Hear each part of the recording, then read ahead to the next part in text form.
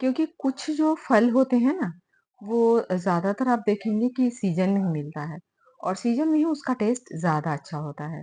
तो हम लोग ये सोचते हैं कि सीज़न है, तो इस वक़्त आप बहुत सारे रेसिपी इसकी बना कर के रख लीजिए, बहुत अलग-अलग तरीके की। तो हम लोग कई बार होता है ना कि अलग-अलग तरह की रेसिपी बना-बना करके और रख लेते हैं, ताकि हम उसका पूरे साल मज़ा ले सकें। तो ऐसी ही रेसिपी मैं आपके साथ आज फिर से एक शेयर करने जा रही हूँ, जो कि कच्चे आम से बनाना है और इसे भी आप पूरे साल स्टोर करके रख सकते हैं और ये खराब बिल्कुल नहीं होता है। आप इसे बाहर ही रख सकते हैं या फिर आप एयर टाइट डब्बे में करके फ्रिज में रख सकते हैं। तो इसके लिए सबसे पहले मैंने लिया है कच्चा आम, तो 2 कच्चा आम लिया है और इन्हें सबसे पहले तो कोई भी चीज़ आप मार्केट से लाएँ ना, तो अच्छी तरह उसे धो लीजिए। धो करके और इसे मैं यहाँ पे छील लेती हूँ। तो सबसे पहले ऊपर का जो पोर्शन है ना डंडी वाला, तो कई तो मार्केट में ऐसे डंडियाँ-डंडियाँ लगे-लगे ही बिकता है, क्योंकि फ्रेश जो तोड़ करके लाते हैं ना, तो उसकी डंडियाँ लगी रहती है। या फिर गाँव में देखेंगे जो पेड़ से तोड़ करके एकदम फ्रेश-फ्रेश आता है, तो वो डंडियाँ लगी ही आ जाती हैं।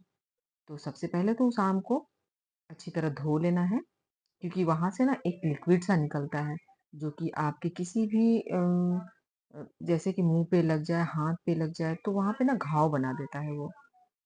इसलिए सबसे पहले आम को आपको धो लेना है, चाहे वो आपके पेड़ से आया हो या फिर आप बाज़ार से खरीद करके लाए हों।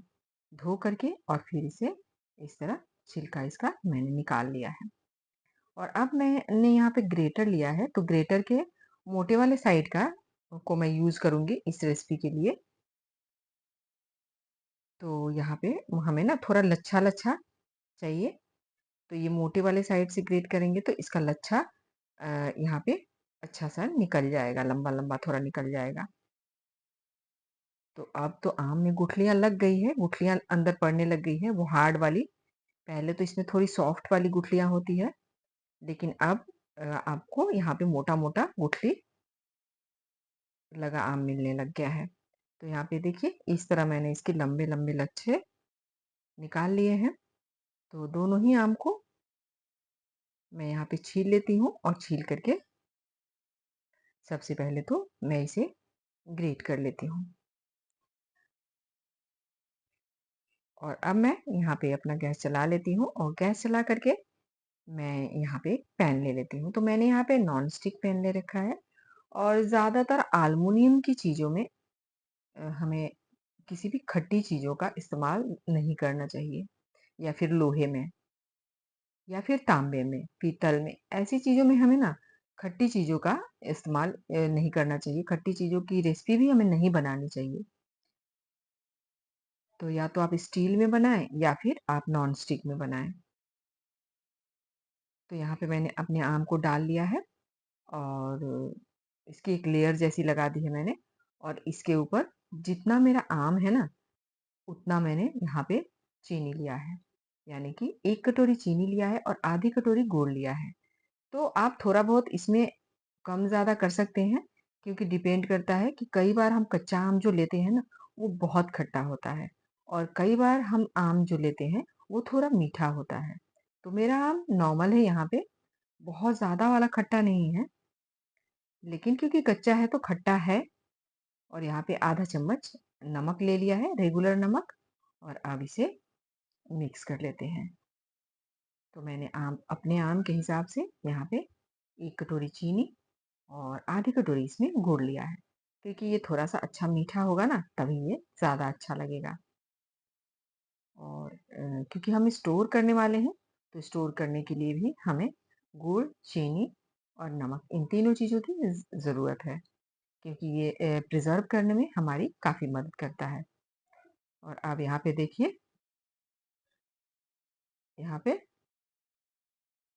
ये पानी छोड़ने लग गया है और हमें यहाँ पे ना चलाते रहना है। यहाँ पे आपको फ्लेम को तेज़ नहीं करना है, क्योंकि तेज़ कर देंगे ना तो फिर एकदम से गुड़ और चीनी जलने लग जाएगा। और अब एक मैंने यहाँ पे दालचीनी का टुकड़ा लिया है, तो छोटा-सा टुकड़ा लेंगे, क्योंकि दालचीनी का फ्लेवर होता है ना, बहुत ज़्यादा स्ट्रॉन्ग होता है और ये वाली दालचीनी तो और भी ज़्यादा स्ट्रॉन्ग होती है। तो मैंने एक छोटा-सा टुकड़ा लिया है और यहाँ पे डाल देती हूँ मैं। और आप चाहें तो आप जब ये रेसिपी तैयार हो जाए तो आप इसे निकाल कर के हटा सकते हैं या फिर आप उसी में छोड़ दीजिए। उससे कोई फ़र्क नहीं पड़ेगा आपकी रेसिपी को। और अब इसे पका लेते हैं। लो टू मीडियम पे यहाँ पे हमारा फ्लेम है और बीच-बीच में हमें इसे चलाते रहना है। और यहाँ पे ली है मैंने 1 काली इलायची, मोटी इलायची बड़ी वाली और 2 छोटी इलायची यानी कि हरी इलायची। इसे मैं यहाँ पे खलबट्टे में कूट लेती हूँ।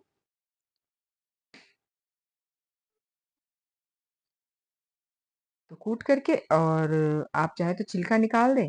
मैं तो यहाँ पे कूट करके छिलके के साथ ही इसमें अपनी रेसिपी में डालने वाली हूँ, क्योंकि छिलके में भी बहुत अच्छी खुशबू होती है, बहुत अच्छा स्वाद होता है। तो यहाँ पे मैंने थोड़ा-सा कूट दिया है इसे, खोल दिया है। बाकी मैं इसी तरह अपनी रेसिपी में डाल देती हूँ। आप चाहें तो कूट करके और छिलके को डिस्कार्ड कर दीजिए और आप तब इसमें डालिए।